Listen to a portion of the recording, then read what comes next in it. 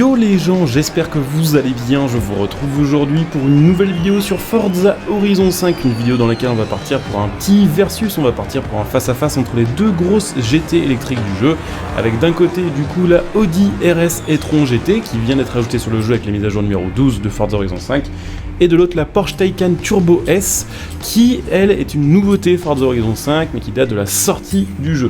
Donc on va tester un peu ces deux voitures, on va prendre un seul même circuit puis on va voir un petit peu laquelle fait le meilleur chrono, en sachant que bon, déjà vous allez le voir direct en regardant les statistiques de ces deux voitures, elles sont pas dans la même catégorie. La Taycan est clairement plus puissante que la Audi qui est pourtant un peu plus lourde, mais ces deux voitures sont sur la même base et elles ont à peu près le même feeling. Donc on va voir un petit peu la différence de perf entre une e-tron GT d'origine et une Taycan Turbo S d'origine. Donc c'est parti pour ce petit face-à-face, en sachant que je pense dans un cas comme dans l'autre, que ce soit la Audi RS e-tron ou que ce soit la Taycan qui gagne ce face-à-face, dans les deux cas, ces voitures ont vraiment des indices performance qui sont surévalués par rapport aux performances vraiment proposées par ces véhicules. On le sait sur Forza Horizon 5, même si le système de calcul de points d'indice performance est meilleur que sur Horizon 4 et Horizon 3, les statistiques d'accélération et de départ arrêté sont ultra surcotées et permettent à des voitures qui ont pourtant des tenues de route assez claquées et même à côté de ça des mauvais freinages, des mauvaises vitesses max, d'être très haut en indice performance juste parce qu'elles ont deux stats qui vont avoisiner les 10 sur 10. D'ailleurs, un de ces quatre prépare aussi un petit face-à-face en mode électrique vs thermique avec l'équivalent essence de certaines voitures face à leur équivalent électrique, et vous verrez qu'à indice performance similaire, en général, la thermique est quand même loin devant en définitive sur pas mal de chronos.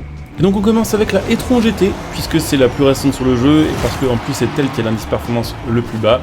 Et je pense qu'honnêtement entre ces deux voitures, j'ai pas forcément de favorite, donc pour le coup je pouvais pas vraiment me dire je garde tel ou tel modèle pour la fin.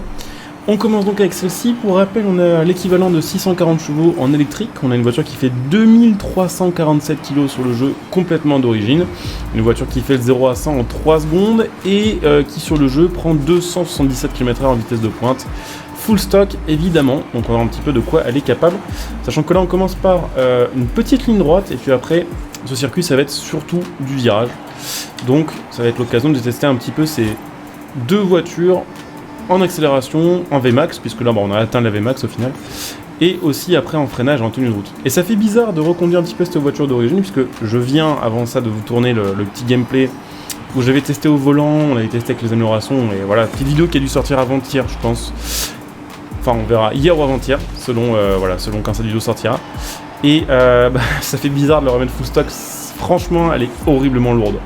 Je m'en étais pas vraiment rendu compte tant que ça au volant, parce qu'au volant j'ai l'impression que je galère toujours à conduire les voitures, toujours un petit peu de mal, j'ai clairement pas le niveau que j'ai à la manette, on va dire la facilité que j'ai à la manette, mais alors purée quoi, à la manette c'est un délire comme cette voiture, on se rend compte qu'elle est horriblement grosse, lourde et sous-vireuse quoi, vraiment genre on sent que le train avant il peine tout le temps à garder la voiture sur la piste, et c'est compliqué, clairement. Mais bon, après à côté de ça, comme je le disais quand j'ai fait cette petite présentation de cette voiture, je trouve qu'au niveau style, elle est vraiment chouette cette voiture là, vraiment, c'est dommage que ce soit une électrique en V8 4 litres, ou même en V6 2 litres 9, mais bon, voilà, surtout en V8 en mode GT un peu luxe, elle aurait été vraiment chouette. Mais bon, c'est comme ça, et puis bon, j'avoue qu'en termes de design, entre ça et la Taycan, je préfère 1000 fois ça. Par contre la Taycan, honnêtement, jusqu'ici, je trouve que c'était la voiture électrique la plus cool du jeu, parce que bon, elle a un son, parce qu'elle a la boîte de vitesse, parce qu'elle a différents petits avantages comme ça, et parce que le style, ça allait, ça ressemblait plus ou moins à une Panamera. Mais vraiment, pour le coup, si vous me donnez le choix plutôt entre ces deux voitures, juste pour l'esthétique, je prends 1000 fois la Audi.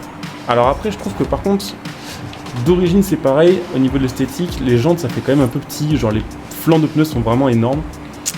Mais bon, vous pouvez améliorer ça sur le jeu, vous pouvez les mettre une taille au-dessus, je crois, en termes de taille, un pouce de plus, ce qui est plutôt cool. Et on fait 2,32 et des poussières avec cette voiture, on va noter ça précisément, 2,32,9, et on va refaire la même chose avec la Taycan, histoire de voir un petit peu quel chrono on arrive à faire avec.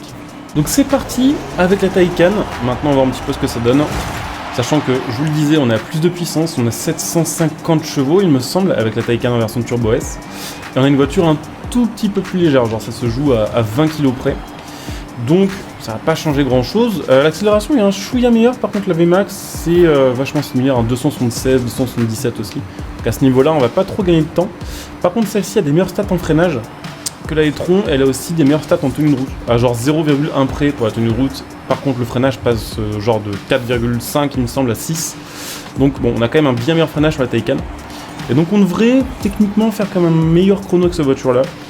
Même si en ligne droite c'était pas beaucoup mieux. Voire même complètement pareil. Mais écoutez, résultat dans quelques instants, au final cette épreuve passe relativement vite, elle est assez courte. Et on a un petit peu de tous les terrains. Alors c'est pareil, celle-ci quand elle est sortie, je trouvais vraiment que c'était une voiture assez jolie, mais alors au final ça vieillit assez vite en fait la Taycan. J'ai vu qu'il me semble que Porsche allait proposer à partir de l'année prochaine, il me semble, la Panamera aussi en version full électrique. Genre actuellement ils proposent plein de motorisations différentes, même du diesel d'ailleurs. Et ils proposent le V8 hybride. Et il me semble que justement ils vont commencer à proposer la version full elec pour les clients full elec. À côté des moteurs traditionnels, hein, parce qu'ils vont continuer à proposer le V8 et le V8 hybride il me semble. Donc bon, si certains préfèrent la Panamera, qui a quand même un look aussi assez spécial, hein, bon moi perso ça me dérange pas, mais je sais que la Panamera fait souvent l'objet de critiques pour son design hein, auprès des fans de Porsche.